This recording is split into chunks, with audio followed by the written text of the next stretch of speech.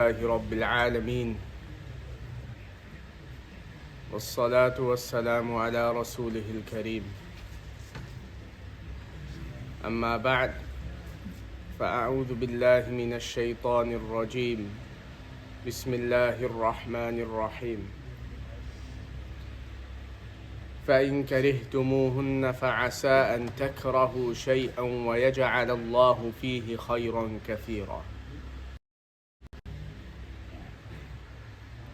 وقال تعالى قد علمنا ما فرضنا عليهم في أزواجهم وما ملكت أيمانهم لكي لا يكون عليك حرج وكان الله غفورا رحيما وقال النبي صلى الله عليه وسلم الدنيا كلها متاع وخير متاع الدنيا المرأة الصالحة أو كما قال عليه الصلاة والسلام صدق الله العظيم وصدق رسوله النبي الكريم.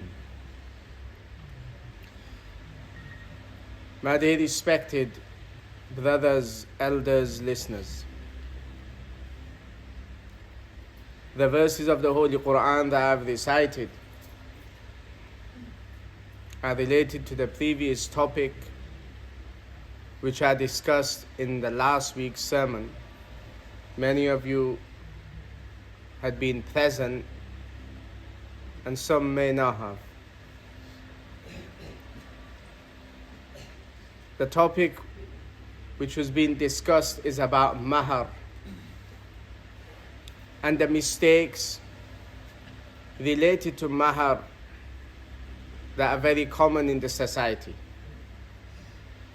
And I mentioned a number of mistakes which are commonly found, and also discussed the reason why haq mahar is given to the wife. Number two, we discussed the types of mahar. One which is given immediately, and the second muajjal with a hamza, which is given on loan or a fixed date has been prescribed when this mahar will be given. Number three, we discussed how the mahar should be set for the wife. Not too much that it becomes a burden on the husband,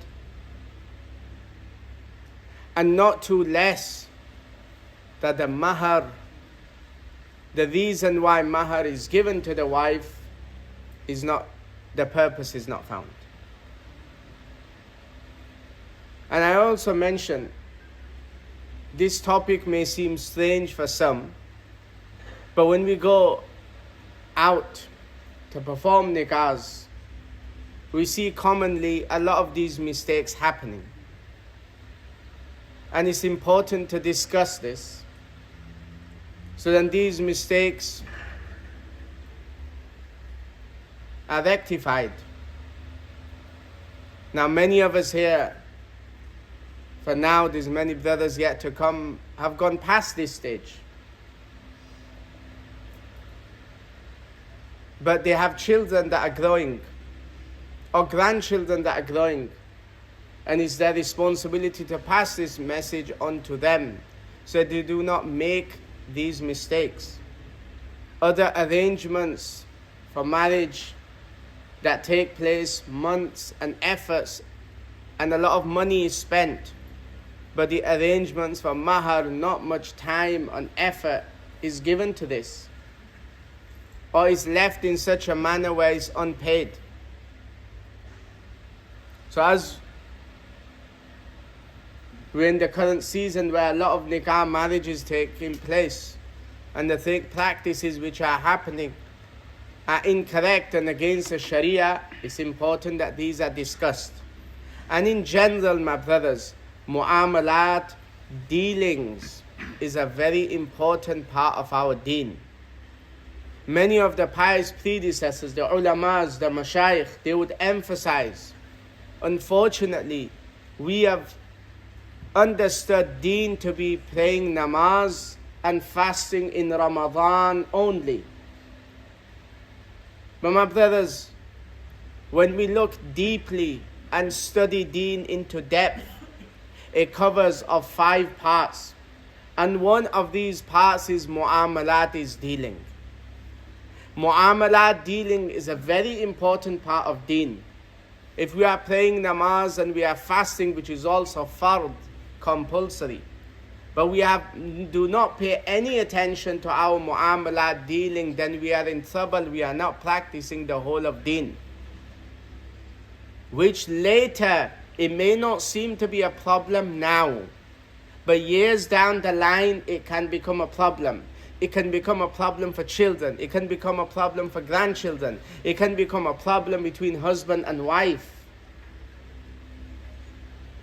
So mu'amalat is a very important part of our deen. Everything should be crystal clear. And moving on, we also discussed about mahar and how it should be given. If no conclusion can become, then look at what the mother had received, or look at what a close relation had received, and base it on this. And if it's given and both parties agree, then this is fine. But this should be decided before the nikah itself. Everything is clear.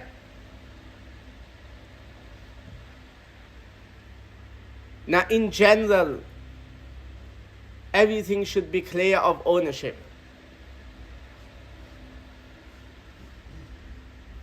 The great scholar Hakim al-Ummah, Shaykh Ashraf Ali Thanwi rahimahullah, he would mention that my mu'amalat and dealings are very clear, to the extent what is in my possession and my ownership is very clear, and what my wife owns and her ownership is very clear.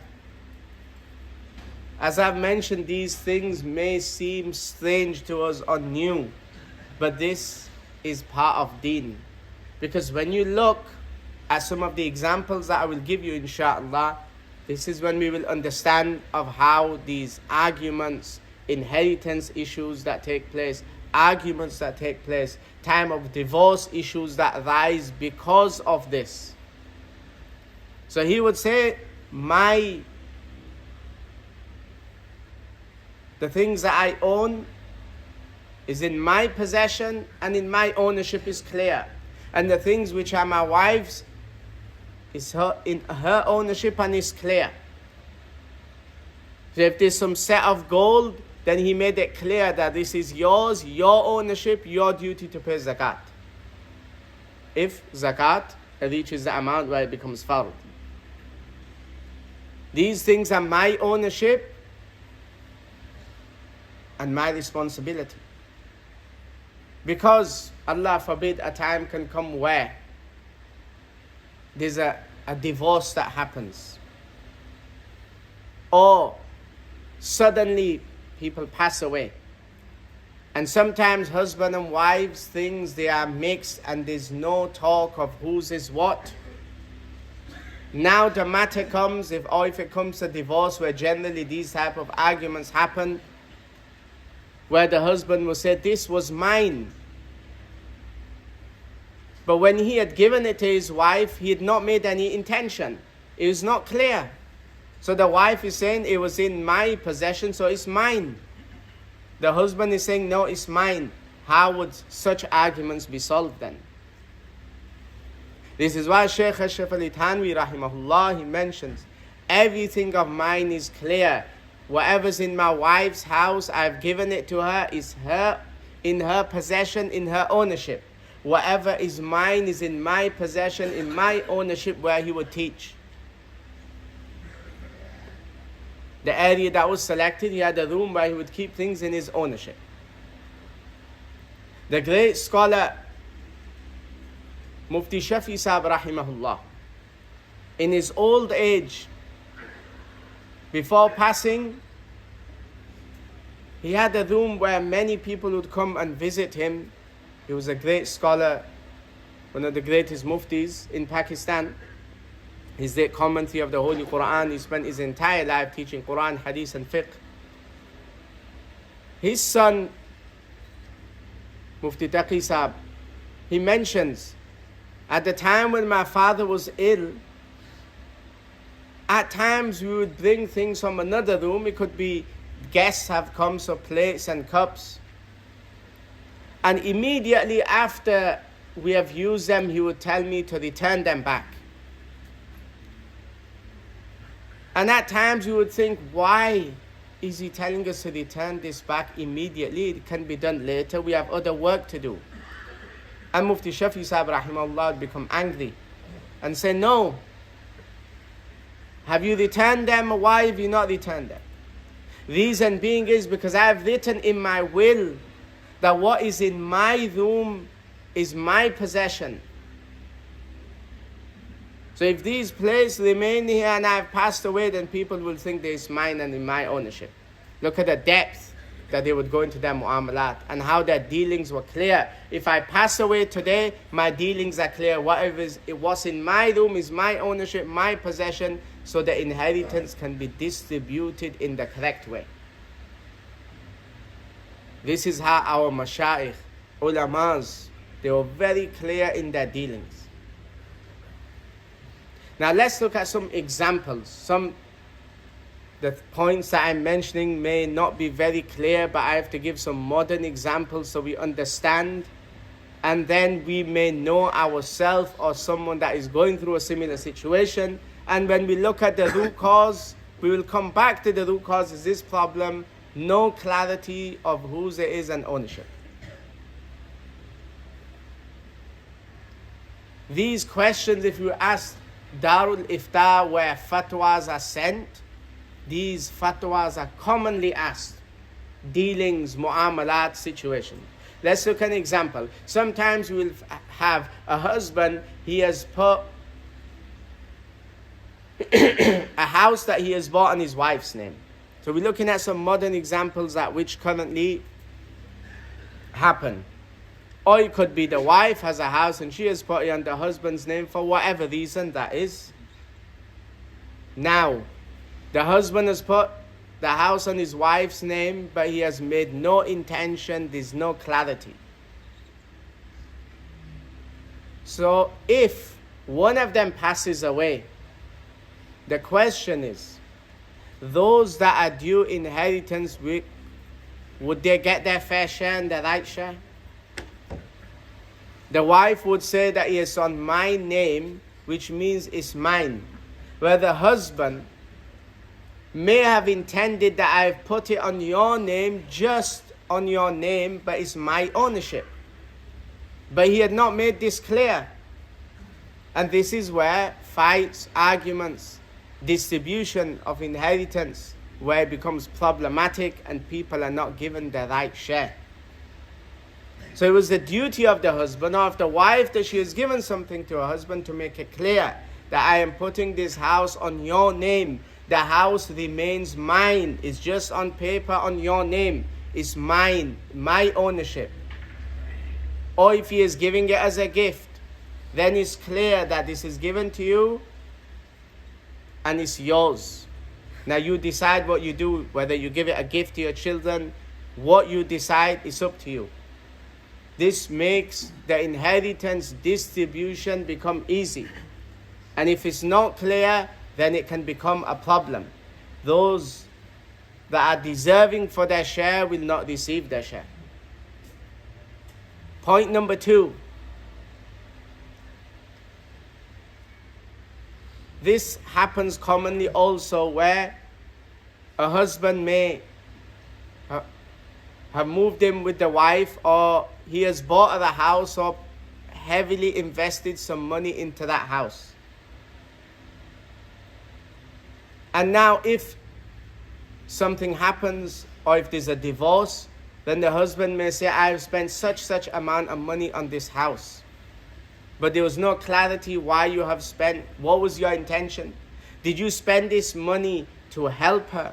Did you spend this money to give her a loan that it should be paid back? Did you spend this money just because you are living there to help her? What is the intention? Because of the intention, there's no clarity, it leaves room, space for arguments. It's not clear. Then again, we come back to the point, where the inheritance, it becomes a problem, the miras is not distributed properly. Point number 3 is sometimes husbands, whoever's the treasurer at home, sometimes it could be the wives, it could be the husband, whoever keeps the money. A husband may give money to his wife, but he has not made it clear, what is this money? Is this money for you to spend your monthly spending money? Is this money I'm keeping you with you for amana? Nothing is clear. Where mu'amalat should be clear. This money that I am giving you is just you are keeping it as a trust for me, it's my money. Or this money is for you to use and you can spend as you need. What is the reason? It should be clear. Because when situations arise, it can become problematic. Example number 4 is where there's family businesses. Brothers, they have a family business. And now there's no mu'amalat, dealing is not clear. And if you put this point forward to anyone, they would say, we're family, there's no need to do any accountability. The love that we have amongst us is unique. We have no accountability. The business is running as it is. This love remains for some days or years. But what will happen when extending family comes? One brother has got married and has more children. One brother is married and has no children. One brother has less children than the other one. One brother is making more effort. One brother has invested more. One brother has given more time. And there's no accountability of who will receive what. Then what will happen? When money is distributed amongst this family business, after some time there's no the love that remains within them. Then after some time, when the accountability takes place, then the arguments, the trouble that arise. This is when everything comes out. I invested more. I had given more time. I had spent more money. And the other one says something. Because immediately in the beginning, early stages, the mu'amalat were not clear. And this is where it leads to. And sometimes these troubles, many of you sitting here would agree, they go on till the end of a person's life. To not correct your mu'amalat and dealing, it can cost you your family members till the end of your life. How many people do we know that their mu'amalat dealings were not clear, and close family members, they do not speak to them all the way till the end? Even they have passed away, but blood relations. We come back to this. Why is this happening? Why does it happen? Because we have left the teachings of the Quran. We have left the teachings of Rasulullah sallallahu alaihi wasallam. And at times we do not know about this. Allah is very merciful and forgiving. When we do know, we come across this, then we have to make some changes and think. Parents should think.